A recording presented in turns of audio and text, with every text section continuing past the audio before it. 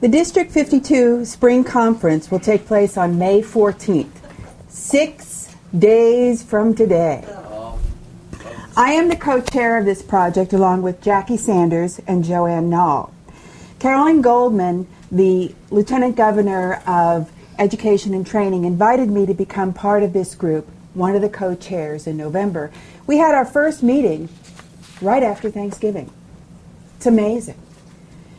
Madam Toastmaster, fellow Toastmasters, and honored guests, I had no idea what I was getting into. The thought, "Can't see the forest for the trees," is the one thought that keeps nagging me in the back of my head. We looked at a lot of trees. We looked at the space, the theme, the guest speaker, the communication and leadership's winner. We looked at the meeting, the contests. We looked at every single part of it. Lots and lots of trees. And what I need to tell you is this. District 52, for the first time in history, has corporate sponsors. For the first time in history, the program will have 12 pages of ads in it. Our auction and raffle prizes are valued at more than $7,000. Our team has done an amazing job on these. The design of the ads is so aesthetically pleasing. It's stunning. Wait till you see Renaissance Speakers' full-page ad in this program. It's aesthetic. It's gorgeous. And that's all from a team of people who came together. This district is full of people who, with all kinds of talents, are able to put together an amazing conference. I remember at one of the meetings, we were trying to figure out how to get radio ads. Nobody seemed to know how to do it. And Rachel Harris, who was a new member of our team, said, "Oh, that's easy." And she listed all of the things needed to be done. And she said, "You know, I could do that in a couple of afternoons." Kathy Oliver came into the site when we did our first walkthrough and rearranged everything so that the flow of people coming in is sane and easy. We came to a point where we had a communication and leadership award that we needed to give, and the individual we wanted to give it to is not available, and we had no idea what to do. Drew Reaver said, "You know, one of my best friends is James Worthy. What do you think?" So James Worthy is coming to get his award. Yesterday, I pulled together all of the emails that we have been sending back and forth since November, copied them, and put them onto a Word document. I came up with 69 pages in the Word document. That's how much communication has been going on.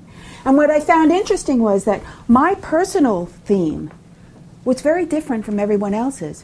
Because you see, Diana often was trying to find DTMs, and at that original point in November, there was only one person that was qualified to be a DTM that she knew about. And she showed me how to do it.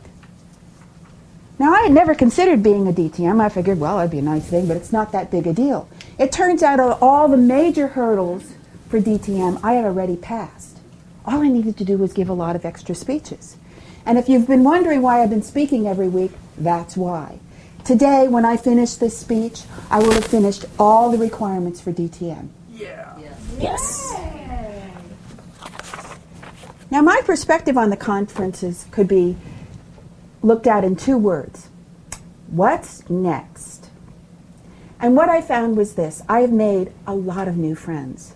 And when I became nominated as the Lieutenant Governor of Marketing, I realized these friends that I made, they're going to be my partners for the future of District 52. We have an adventure on our hands. We have some very exciting things.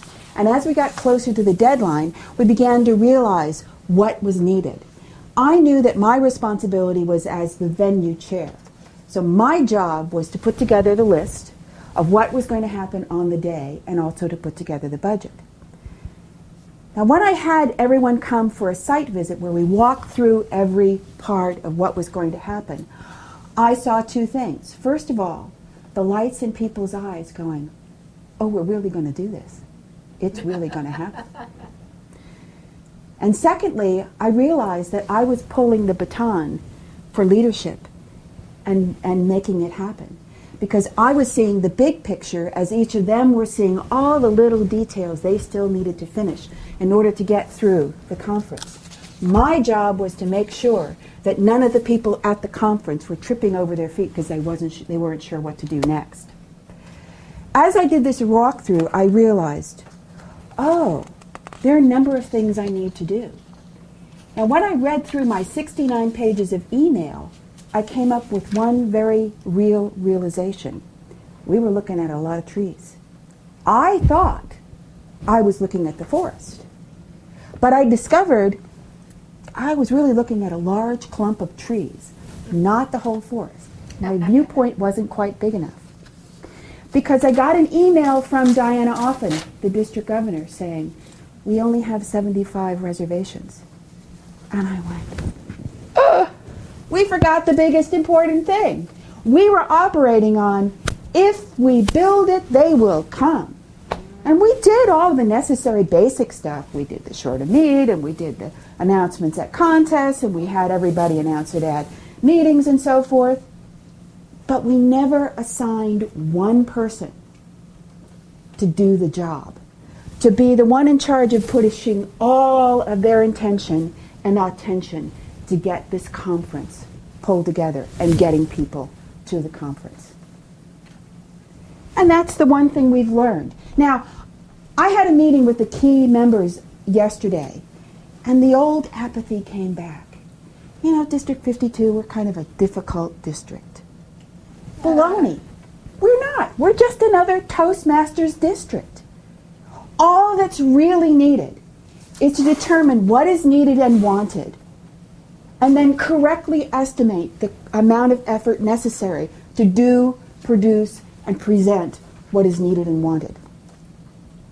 I have found, working with the wonderful people in District 52, that all that's really needed and wanted is encouragement and acknowledgement. And I intend to make sure that happens. And by the way, if they build it, they will come. File that in the same bin with the Why is God and Toastmaster.